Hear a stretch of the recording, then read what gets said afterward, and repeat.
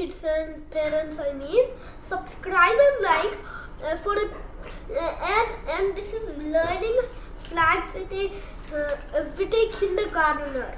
So first off, you'll need a paper and a pencil and a straw which is nearly cut and not nearly cut.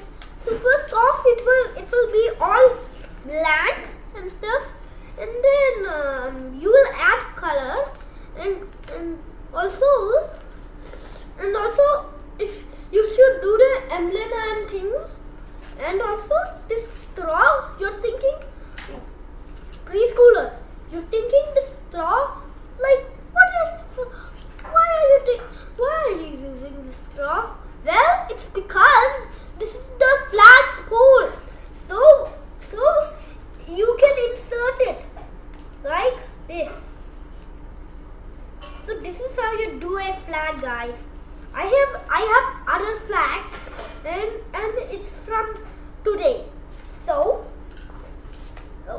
India flag, Malaysia flag, Liberia flag, and Taiwanese flag.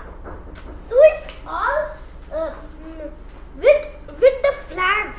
So anyways, bye. Oh, like and subscribe, comment, and share this video.